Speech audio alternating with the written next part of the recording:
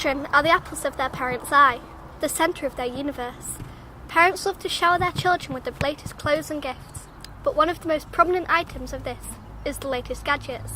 Examples of this are iPhones and iPads. No matter if the parent works or not, they find a way to give their children everything they want. But does the parent's income actually shape the way their child will socialise as they grow? Recent studies have shown that parents who have well-paid jobs will have the money to afford devices such as iPhones and iPads. This is because they will have the income from their paid jobs. Whereas in contrast to this, parents who are either unemployed or have low-paid jobs will most likely receive benefits ranging from disability benefits, job seekers allowance, auxiliary benefits and child tax credit. Statistics recorded in 2011 stated that only 38% of children used iPhones and iPads rather than toys. In 2013, this changed to 72%. Today, these figures continue to increase.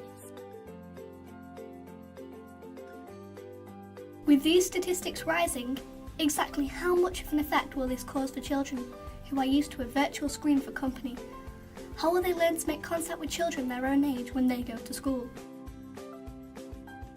The way a child develops will heavily depend on making contact. However, if a child is too absorbed in playing the virtual game, they're not going to have this contact, and they will not crave with the desire of attention. I spoke to self-employed nanny Christine Palmer to understand how children socialise and to see how she thinks the income of the parents can shape the way they socialise. Recent studies have shown that an increase in children using the latest technology is rising. One of the factors this affects is the way they socialise. What do you think about this? I think it's the way of the world now and it's going forward, and I do believe that it's very difficult for parents because of the cost of all the technology we have now, but it is a way of life for children now.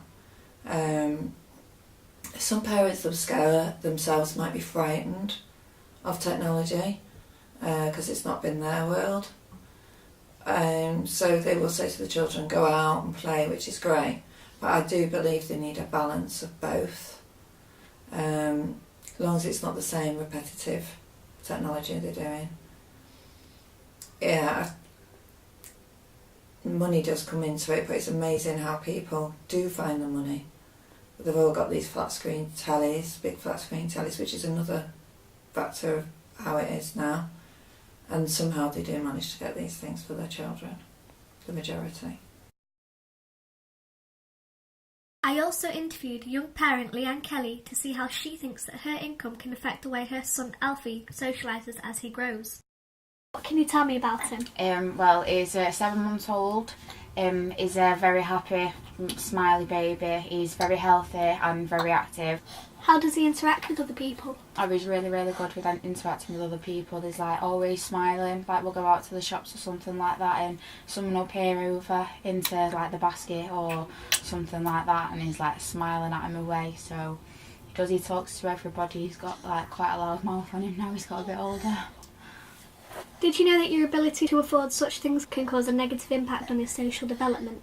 Yeah, I understand it could have a social impact if I let him carry on with it in the future and that. But I want my son to grow up the way I did. I want him to say Mum, can I go out and play on the street and and stuff like that. I want him to grow up the way I did, and back then I know it's a bit different, but I still want him to be how I was. What would you do to prevent this from happening? I'll keep technology away from him in the future, because I don't want him to come to me at the age of 5 and say to me, Mum, I want an Xbox One and that's like £400. It's like, I won't be able to do that, and I don't want to do that. I want my son to be able to say to me, Mum, can I go to the park? Better to keep everything away from him and let him learn about that when he's a lot older. Speaking to both a professional who deals with young children and the parents who buy the toys for their children, it brought interesting responses. But how long will the income mould the way these children will socialise as they grow? Only time will tell.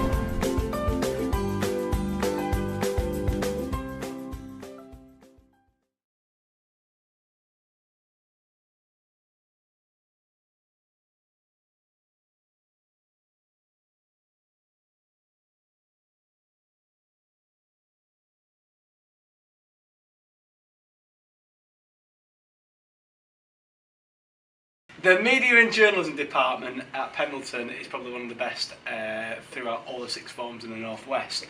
The reason being is we've got a number of ex-industry professionals from either a radio, television or print background, so it is one of the best and probably something that you won't get at other colleges. We have got top of the range facilities. Obviously we are filming this on a HD ready cameras. We've also got Mac suites, which are industry standard. The software that we use, which is the Adobe CS suite, is up to date.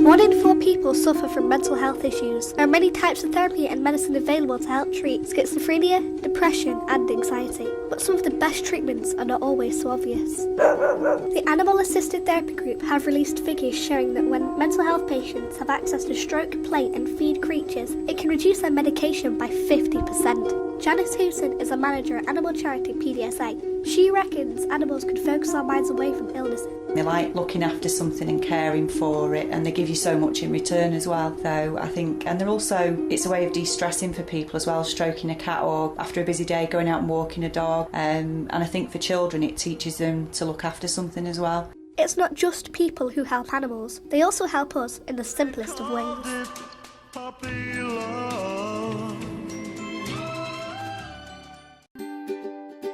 Back to Janice from PDSA.